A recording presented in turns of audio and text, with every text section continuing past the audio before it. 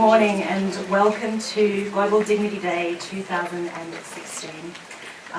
As we begin, I would like to acknowledge the Gadigal people of the Eora Nation, the traditional owners of the land on which we're meeting, and I want to pay our respects to their elders, past and present, and to any Aboriginal and Torres Strait Islanders here with us today to celebrate Global Dignity Day.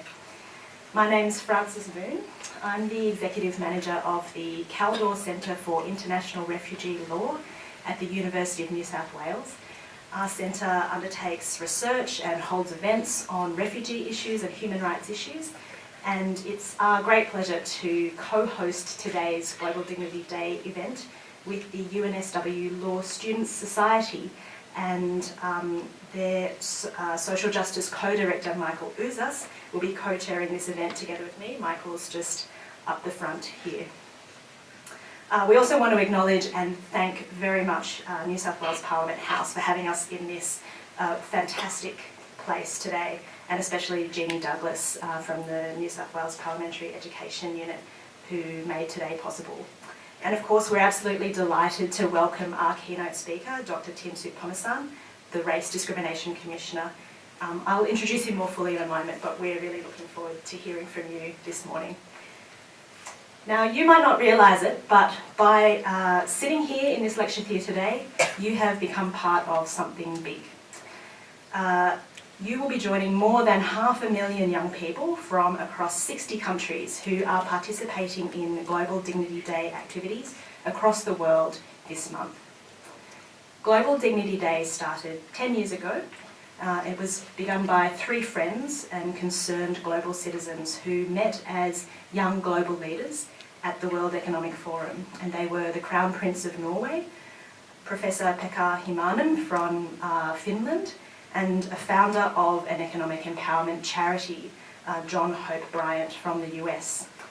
And the 3 of them realised that the one thing that everybody has in common, despite our differences, is that all of us want our dignity to be recognised. And they realised that if every person could just take seriously the idea of recognising their own dignity and the dignity that is inherent in every other person, this would be a really simple but powerful way of promoting the human rights of all people and encouraging people to take action to promote the conditions for all people to live a dignified life.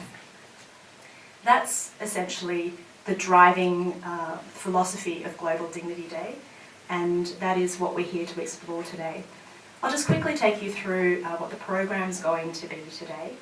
First of all, here in our first plenary session, we'll have the privilege of hearing from our keynote speaker, Dr. Soutphommasane, and after a brief presentation, you'll have the opportunity to ask him your questions about his work as the Race Discrimination Commissioner and the issues that he talks about this morning.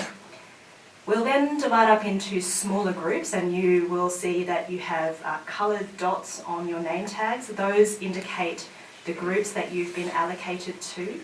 And in those small groups, we'll engage a bit more deeply with what dignity means for us and for our communities and beyond. And those sessions are going to be facilitated by our wonderful volunteers who are all UNSW law students. And we certainly want to thank them very much for their time this morning. And then after those small groups, which will take about 45 minutes, we'll come back together and hear some of the stories about dignity that have been shared in those small groups, and that's really one of the most powerful and interesting parts of the day. And we'll have a chance also to think about some simple things that we can do straight away to help to start promoting dignity in our everyday lives and in our communities. You're here today because young people are not only the leaders of the future, but also a really important part of our society right here and today. We hope that you'll have a chance today to talk about the kinds of lives that you want to lead and the kinds of society that you want to live in, and to identify some ways that you can go about making that a reality. And now it's my great pleasure to introduce our keynote speaker, Dr. Soutphommasane. Dr. Soutphommasane has been Australia's Race Discrimination Commissioner since 2013, and before that he worked at the University of Sydney and at Monash University in the area of political philosophy. and he is internationally recognised as a leading thinker on issues of multiculturalism, national identity and patriotism. And those are the subjects of the 4 books that he has been the author of. His most recent is called I'm Not Racist But, that was released last year. He's also written The Virtuous Citizen, a book called Don't Go Back to Where You Came From, released in 2012, and Reclaiming Patriotism, and he's also co-edited a book called All That's Left. He is a frequent commentator about these important issues in our media. He was an opinion columnist with The Age and the Week in Australian newspapers, and in 2013 he presented the documentary series on ABC Radio National called Mongrel Nation, which I highly recommend to you, and you can download it as a podcast if you're interested in that after today. Dr. Soutphommasane was born in France and raised in southwest Sydney. He studied at the University of New South Wales. That is incorrect. I wrongly claim him as UNSW, but actually he studied at the University of Sydney. And he later studied also at the University of Oxford, where he completed a Master of Philosophy and also a doctorate. He has great depths of wisdom and experience to share with us, and please join me in welcoming him to the stage.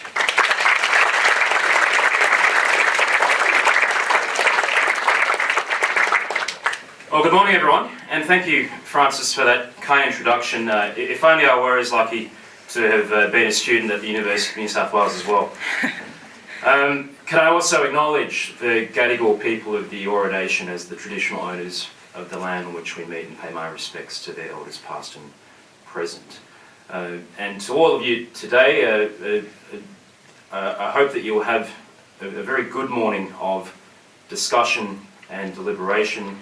Make the most of it is the message I would have for you. Listen to what others have to say, learn from their perspectives and experiences, and be willing to share yours in a spirit of openness as well. I think back to when I was in Year 9 and Year 10, and I came here to this Parliament as a student, much like you, to participate in a model Parliament, and I remember just the effect it had in opening up my eyes and giving me a bit more confidence to share ideas and to have a bit of a go. So I encourage you to just have a go, and don't be too shy, and also listen to what others have to say.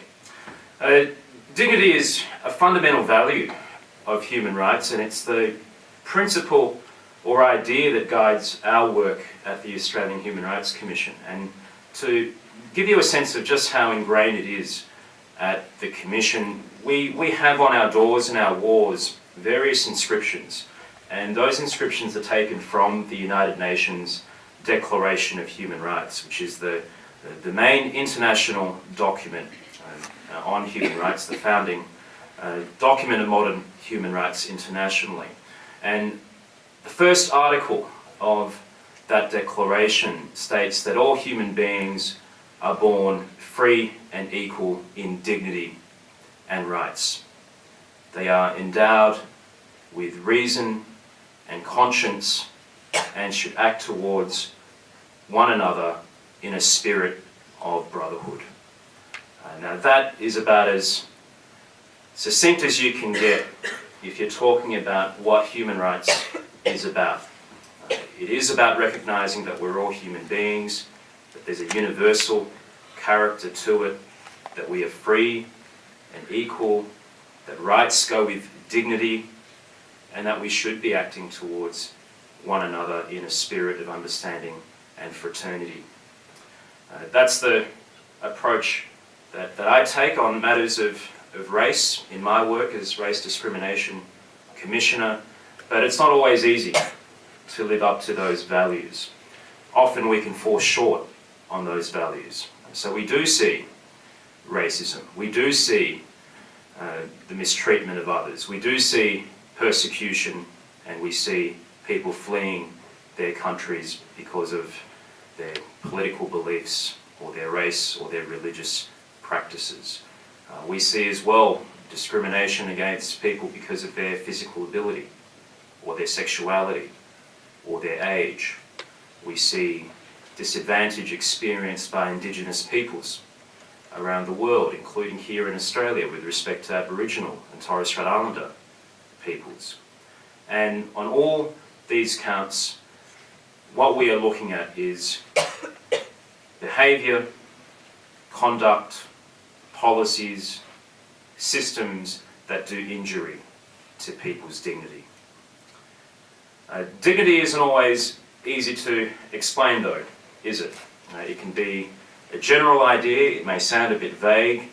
Do we have any watchers of The Simpsons here by any chance? It might be from a season quite a number of years back, so this reflects my age, but I think of that episode where Milhouse's dad is playing a game of Pictionary with The Simpsons and is trying to draw a picture of dignity when they're playing Pictionary, and no one gets what he's drawing, and then at the end he kind of thumps his fist on the table and says, "It's dignity, Luann, it's dignity, can't you see it?" Which I think is a good summation of dignity, or lack of, in action. When I was your age, about 20 years ago, we saw for the first time in our parliament the One Nation Party. And in 1996, I remember very vividly watching the maiden speech given by the then member for Oxley, Pauline Hanson. You will all know what she said in that speech. She said, among other things, that she believed Australia was being swamped by Asians, that Asians didn't assimilate, had their ghettos, and were incompatible with Australian society. Those sentiments sound familiar because earlier this year, of course, there was another maiden speech which the now Senator Pauline Hanson gave, and she also referred to another group swamping Australian society. Only now it wasn't people of Asian background, it was Muslims who were swamping Australian society. In some ways we can look at that and look at what's happened in the past 20 years and conclude that not much has happened, that we haven't progressed as a society, that we still have hostility towards cultural and religious difference and religious and racial intolerance in our society. There's a saying that the more things change, the more they stay the same. For me, it's a reminder of how we can't be complacent about the progress we make as a society, including on human rights, and the importance for our society to continue to advocate for dignity, for freedom, for equality, and for human rights. I believe young people have a fundamentally important role in this. Your role in this shouldn't be understood just as being future leaders. You can be leaders today if you decide to advocate and to organise. You think of what someone like Malala did with the debate on education and the impact that's had globally. There is no limit to what you can achieve and the impact you can have, but your aspiration and your energy and your resolve. So I urge those of you who are passionate about human rights to think about how you can contribute to public debate. Your contribution can come in many forms.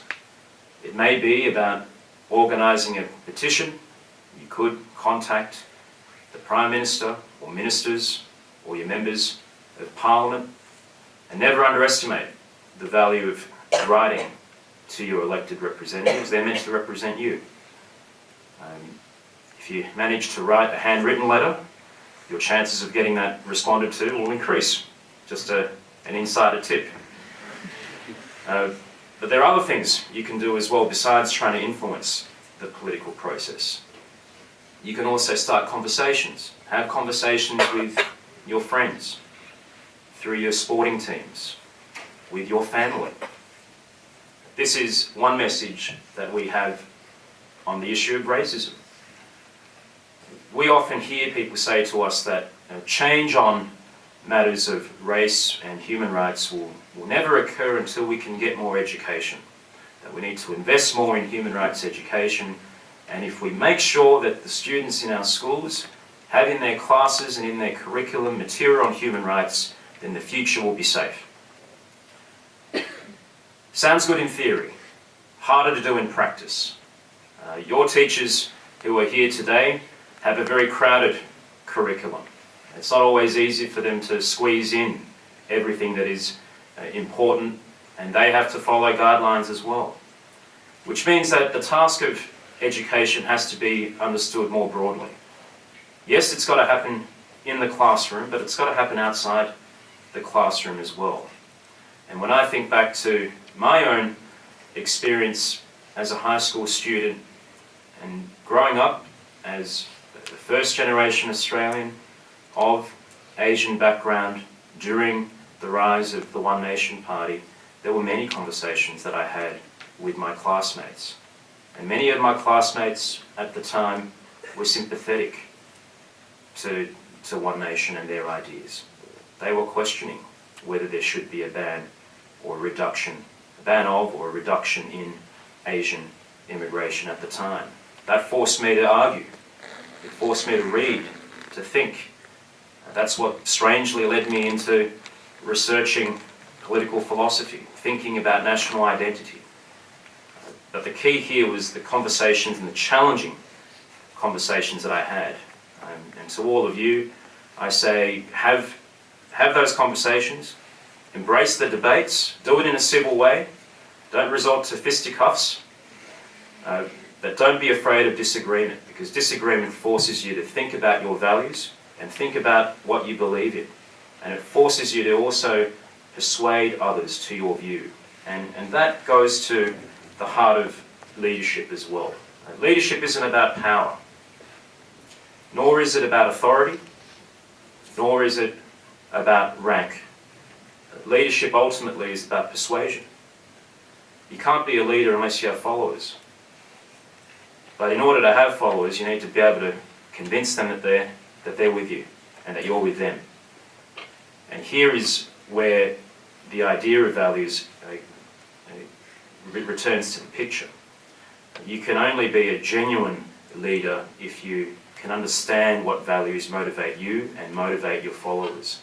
And when you're at your best, you should be trying to elevate others to a higher moral plane, challenge them to live up to the best of our collective values. Now, if we think about what that means for our society today, I believe it's about ensuring that our country remains an open and generous country. We have a proud history as a multicultural society and as a nation of immigration. Unless you're an Aboriginal or Torres Strait Islander person, you will be a migrant or a descendant of a migrant. Almost half of our population is either born overseas or has a parent who was born overseas.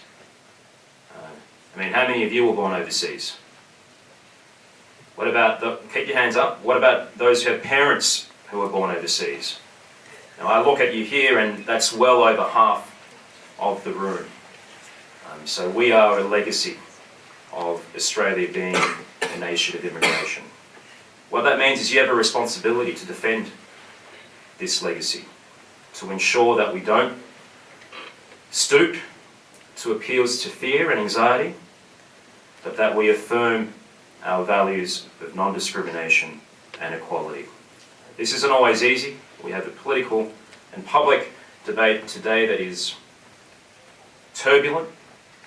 Certainly in my work, there's a great deal of debate about race, about free speech, about the laws we have against racial discrimination.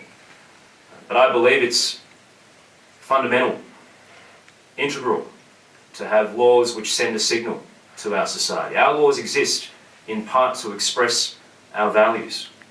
So if we are committed to civility, to racial tolerance, to equality, it's only right that we have laws which reflect that.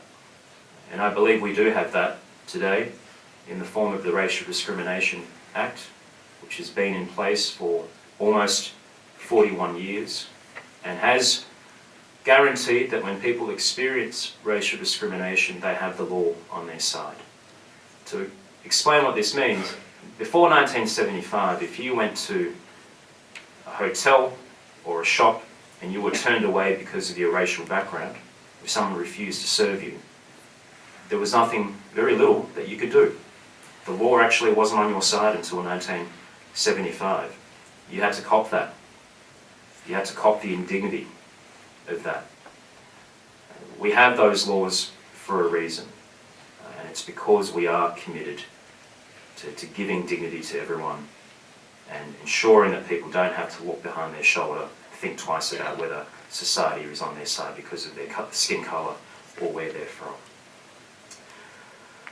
So today, as you have your discussions, and I know that there will be some sessions following this particular session this morning, again, think about what we're trying to live up to. As a country, think about that legacy we have as a multicultural society. A country where you can be Australian in more than one way, where you can be comfortable in your own skin, at least when we're at our best. And think as well about the ideals that have infused the international community, that brought countries together to commit to principles of human rights, the idea of people being free and equal, and I wish you the very best for this morning.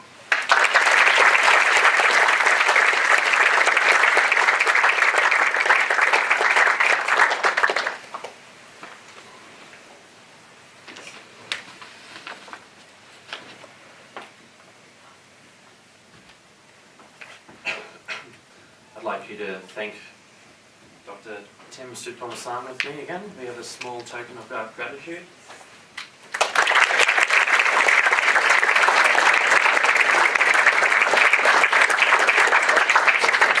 So we'll be doing a brief Q&A session now. If anyone has any questions, you can just raise your hand and we'll pick you up. Yep. So with this whole idea of dignity across the world, how do you think within Australia we can address the issues of like inequality with Indigenous Australians? What do you think are the best steps moving forward in terms of legislature and other things like media and that kind of thing? It's such an entrenched problem, isn't it?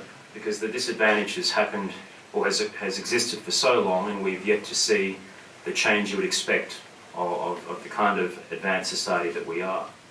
And you're right to point to the fact that life expectancy of Aboriginal people is markedly lower. If you're talking about educational employment outcomes, it's lower. If you're talking about the rates of incarceration for Aboriginal people, including Aboriginal youths, it's very high indeed. Young Aboriginal people are something like 17 times more likely than a non-Aboriginal young person to be in incarceration. And that reflects disadvantage, and it also reflects racism to some degree. One of the challenges is to ensure that we have empathy with those who may experience racism in systemic or structural forms, or who may be encountering disadvantage. If you can't have empathy with another person or another group, it can be very easy to dismiss that personal group. But if you get to understand where they've come from, the history of their circumstances, then you'll be in a better position to realise just what's at stake and what's at play. And I would hope that anyone here who is interested in being an advocate for human rights can think about what they can contribute.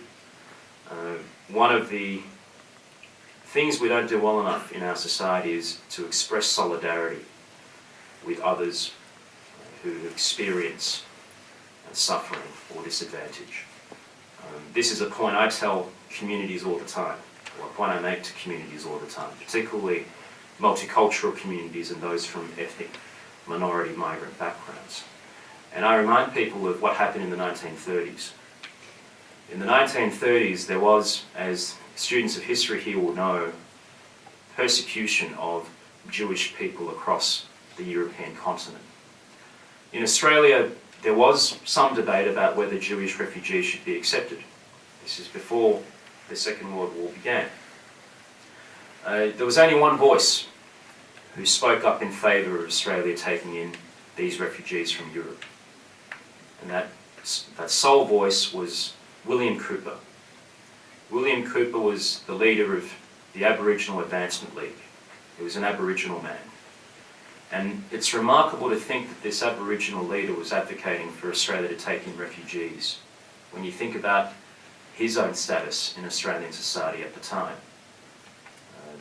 He was not someone who enjoyed full and equal membership in Australian society as a citizen, but yet he was prepared to express solidarity with those halfway around the world and say they should be coming here.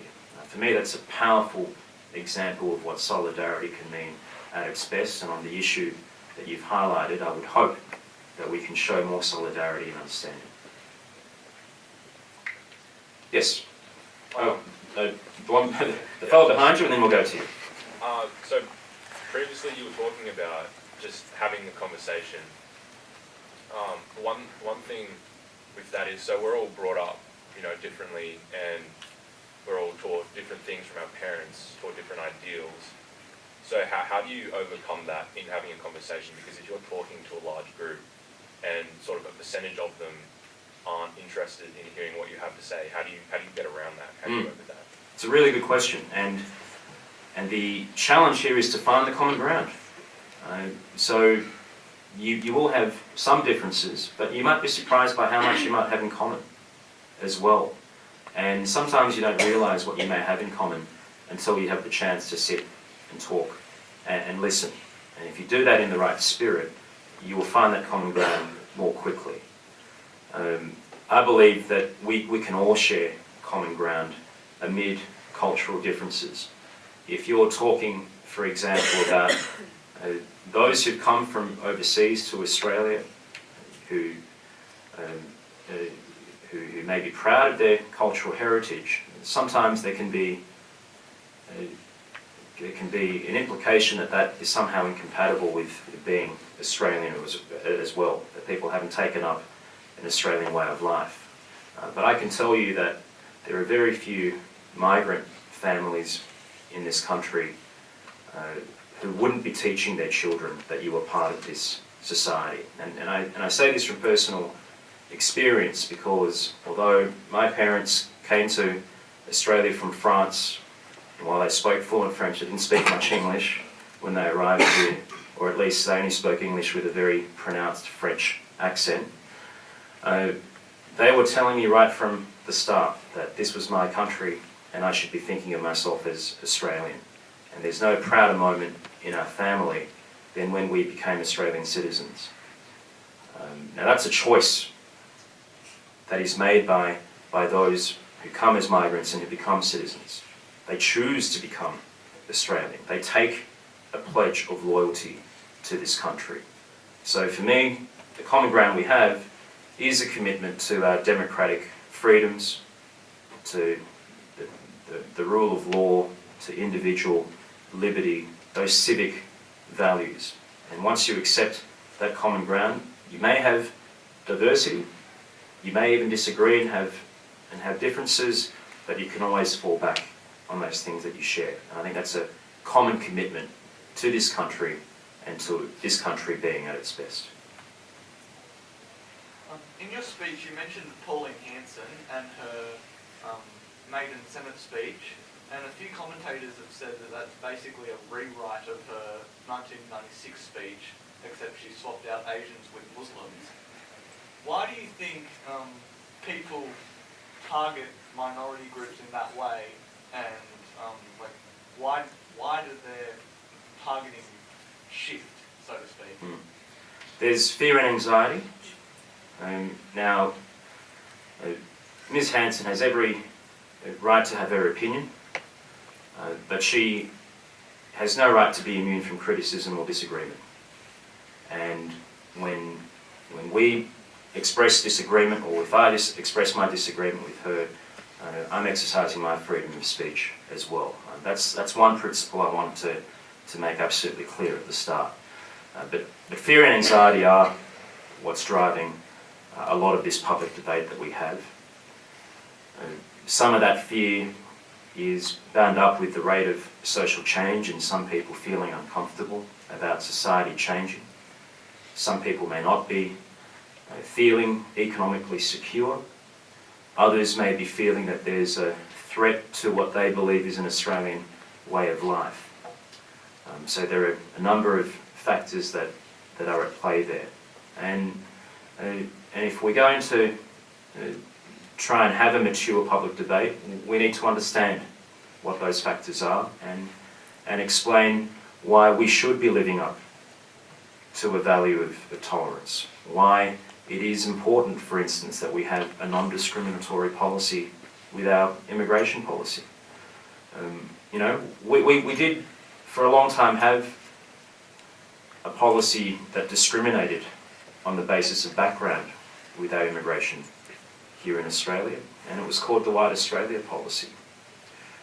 And if we're going to have political debates about reintroducing discrimination based on religion, or maybe based on other forms of background, let's think hard about what that's actually going to mean. Because it's going to mean that in our airports across the country, public officials are going to be asking those who come to the counter when they enter this country, what is your religion? And they may be asking other questions too. And if the question isn't right, those public officials are going to have to take those people back. Now, is that the kind of welcome that we should, or greeting, that we should be giving to those who come to Australia as a civilised liberal democracy? Because that's what's at stake here. It doesn't just affect those who may be directly precluded from entering Australia. It's going to affect all of us because it will be a reflection of us as a country. So that's how I think we should respond to those kinds of fears and anxieties. I'm trying to understand them, but we need to turn back to our values and make sure that we don't succumb to fears and anxieties that are inconsistent with our fundamental values. Okay, I saw a bunch of hands go up there. I'm going to go to you here, and then you in the purple, and then over at the back. So do you think that laws bring about social change, or social change is caused as a result of, or laws are made as a result of social change? Both. And that's not a cop-out. That's a reflection of history. People can often say that laws on their own are not going to achieve change. And that's true. But it's also true that laws can change the atmosphere of society, can have a symbolic effect, or may also give people practical means of holding others to account. When I think about the impact of the Racial Discrimination Act, for example, this is a law that's been around for almost 41 years, but it clearly hasn't eradicated racism. Now, is that an indictment of that law? I don't think it is, because I'm pretty sure we've had laws against murder for thousands of years as well, but that hasn't eradicated murder either. Laws on their own can never eradicate evil or social ill, but they do have a powerful effect in setting the values of our society, setting down standards, and giving people a means of redress and holding people to account. But laws also come into being because there's been agitation or there's been advocacy. That's also true. And so I would say that that change in society and change in our legal structures have to go together if we're serious about systemic change. Comparatively, or maybe in comparison to other developed nations, where does Australia sit on the world stage in terms of discrimination or equality or racial tolerance? It's very difficult to compare countries because we don't have a single measure of the experience of racial tolerance and discrimination. But it is fair to say that Australia is among the more racially tolerant countries in the world, but that doesn't deny that discrimination and prejudice exist here. That's one nuance that isn't always recognised, but it is an important fact. Just because racism might be worse in other countries does not mean that we have a free pass or a free ride. It just means that other countries are not as far along as we are. But we shouldn't be then dragging ourselves back down and judging ourselves on a different standard. Because we have made progress, we should judge ourselves against a higher standard. And that for me is the right approach.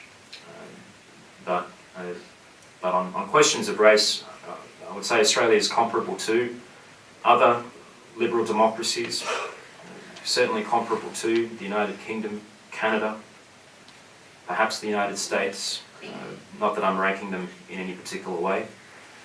But the countries that don't do as well on racial tolerance are those that have very fixed ideas of national identity or that don't have histories of migration. They're the countries that have more entrenched attitudes about race and which are more hostile towards difference and mixing of groups. And I think we have you at the back. I was wondering what your opinion was on the debate surrounding 18C and how some people are petitioning for it to be removed. So the question here is about the Racial Discrimination Act and Section 18C of the Act, which makes it unlawful to offend, insult, humiliate or intimidate someone because of their race. Obviously has been a big source of debate in the past few years. My view has been that there's no reason to be changing the law as it currently stands. For some of the reasons I mentioned earlier, we have these laws for a reason, and they're about sending a statement that our society does not accept racism, including racial hatred or racial vilification. There are also very strong protections we already have about freedom of speech in the law, and they exist in the form of Section 18D, which means that if you engage in fair comment, or if you engage in artistic work, or if it's scientific inquiry, then you'll be exempt from being in breach of Section 18C, provided you do it in good faith and you do it reasonably. Now, the way the law works is that if someone makes a complaint, there will be an attempt by the Human Rights Commission to investigate and to conciliate the matter, which means bringing the parties together and allowing them to talk through the issue. And in most of the cases, that results in a successful resolution or an agreement between the parties. Only rarely does a matter then reach court, but if there is no resolution, then someone is free to take a matter to court. But my view is emphatic on this. I believe it would send a very strong signal that racial intolerance and prejudice is acceptable if we were to reform the law. It would give a green light to people to believe that they have a right to be bigots, and I fear that there would be many in our communities who would bear the brunt of this. Freedom of speech is not absolute. We also enjoy freedom from racism and freedom from racial vilification. And that's something we must always remember when we're talking about freedoms and race. Now, how much time do we have left, by the way? 5 minutes. 5 minutes? Okay, I'm going to try and get through as many questions as I can. I may miss out on a few people, so I apologise in advance, but we'll go to you down here, and then to you over there in the white, and then you, and then if I have time, I'll come to you in the middle. So you mentioned before the beginning that you had conversations around Pauline Hanson and like race and stuff. So we obviously have come a long way in terms of like dignity and race. But is there anything that you thought we would have achieved by now that we haven't? And how do you think we, especially as young people who don't have like the same kinds of opportunities and freedoms, I guess, as adults do, to like actually help make this change happen? So, first, we haven't made as much progress in talking about race as I would have thought. Sometimes if you listen to public debate or look at our media, you would conclude that the greatest offence you can cause on racism is calling it out. That sometimes responding to racism is a graver offence than perpetrating racism itself. So there's still a cultural barrier to identifying and responding to racism. So some people believe that you might be taking things too seriously if you decide to speak up about racism, or that it's political correctness to stifle people. That we have a larrikin sense of humour here in this country, and we shouldn't allow sensibilities or hurt feelings to get in the way. That to me is a misunderstanding of what's at stake. These aren't sensibilities that are at stake. This is dignity at stake, and it's the entitlement that everyone has to respect and fair treatment.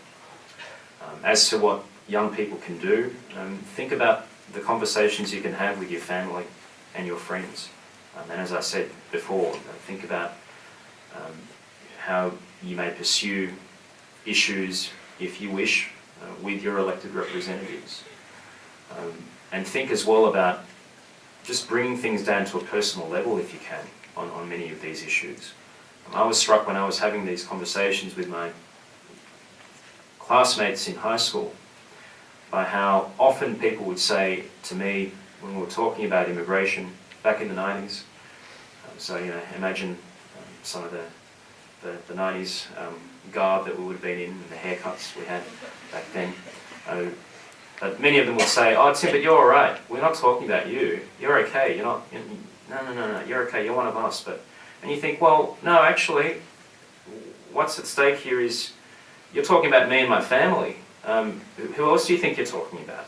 So this to me illustrated how if you can distance yourself from an issue, it can be easier to talk about things in a way which targets groups. Now I think, where was I? I was going to you next, wasn't I? And then who was after? Then you. Okay. In your experience, what is the best way of affecting political change? So through petitions or speaking to politicians? It varies from issue to issue, but you need to have a coalition of groups.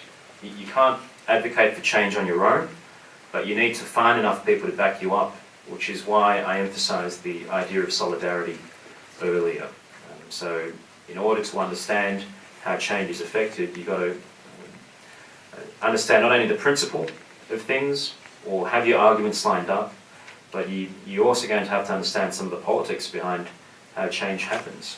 Why do some things happen and some things don't? It's because buttons are pushed the right way, or the right buttons are pushed.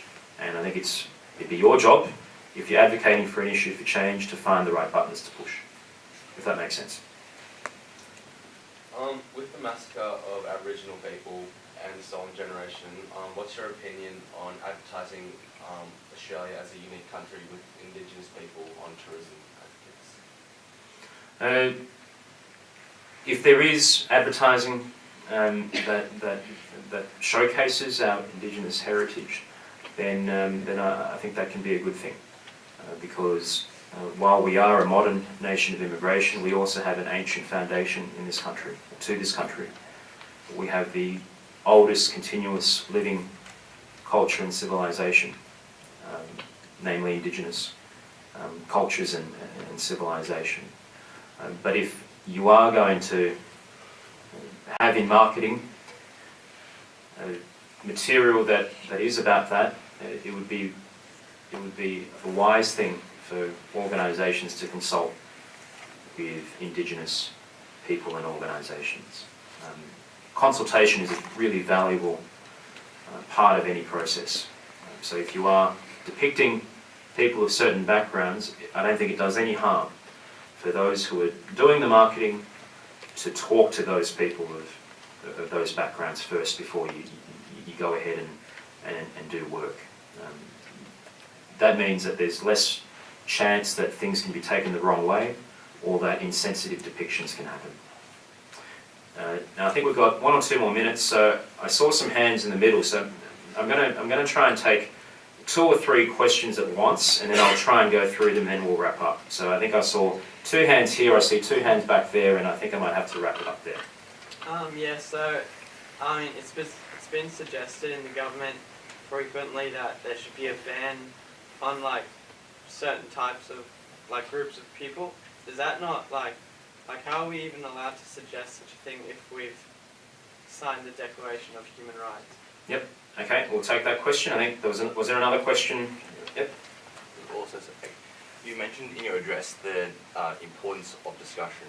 How are we able to have this organic discussion, organic change to occur if we're seeing governments starting to plague this with incorrect ideas of race? Okay. And now we have two questions at the back. You in the white, and then you at the very back row.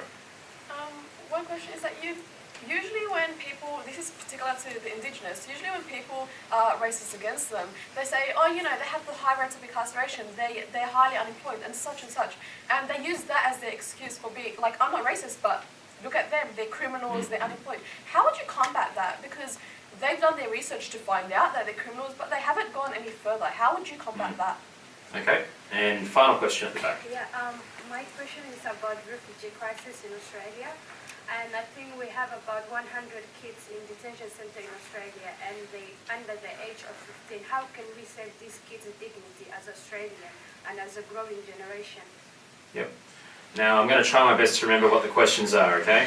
But I think your question first was about bans on certain groups, or whether defined by religion or race. Yeah, we shouldn't have debates that involve such advocacy, because this is advocacy for discrimination. There's no other way you can describe that. Now, as a country, with sovereign borders, of course we will have a government that makes determinations about who enters and who doesn't. But the criteria should not involve discrimination on race or religion. If you're going to make distinctions between groups, it's got to involve other criteria. We do that at the moment, for example, in having different categories of visas. For example, we take in skilled migrants, we take in those that are reunited with family members, we take in those who are recognised as refugees, and we provide other humanitarian visas. But in none of those areas is there any form of formal discrimination based on race or religion. So we've had this for more than 4 decades. There's widespread public understanding and acceptance of it, and this isn't a time, and it shouldn't ever be a time when we go back on that. To your question about the conversations, if I remember correctly, the conversations that we have in civil society and how they're affected by political debates, of course they are affected by political debates, and we turn to our political representatives to set the tone. So if there is something that can be done here, it's to remind political representatives of their responsibility, but also to continue the conversations. That makes it all the more important for you to have the right conversations outside politics. When politics descends into populism or appeals to fear and anxiety, civil society has an added responsibility to step up. It's like what Hillary Clinton has said recently during the presidential debates. Not, I think, in the most recent one, but in one of the earlier ones, where she said, if your opponents go low, you go high. And I think that's part of the challenge here. There was a question about debates about Aboriginal people, in particular youths, and how rates of incarceration can be used to justify hostility or, I suppose, a hardline view on Aboriginal affairs. This is a difficult one to combat because you've got to try and ask people, well, why then are those incarceration rates so high? And if there are stereotypes at play, some may say, well, it's because families aren't doing the right job. And I think the reasons for why disadvantage and incarceration rates may be so high is more complex than that. If you're talking about the legacy of racism, you can be talking about something that goes on for generations. So getting people to understand that, however, is not always easy. And I can only counsel that you persevere and that you also combat facts with your facts, but also get people to see the big picture wherever possible. The final question was about the refugee crisis and about children in particular. the Human Rights Commission conducted an inquiry under our President, Professor Gillian Triggs, about children in immigration detention. And the view expressed in that report was that Australia has international legal obligations to look after refugees and those who seek asylum, and that obviously includes children. We should be doing nothing to return people to their countries of origin where they face a risk of persecution. That's what our legal and moral obligations involve. This is a fraught debate to the extent that it's caught up with debates about immigration policy, but I see no contradiction between having an immigration policy that is robust and also having a humane approach to the treatment of refugees and children. That's the standard that we advocate for. I'm sorry that I haven't been able to get to everyone's questions, but hopefully you can continue the conversation today, and if there is anything that you may like to pursue, then I'd encourage you also to contact me at the Australian Human Rights Commission. One thing I should mention is that this year I set up a student's prize. So it's a personal prize that I've set up for students, and it's for students in year 10 and 11, and it involves an essay or speech competition. We'll be awarding the winner of the first year of that competition in a few weeks' time, but maybe it's something for you to think about next year if you do have an interest in race and human rights. So I'd certainly appreciate your entries and look forward to what you might have to say. Thank you.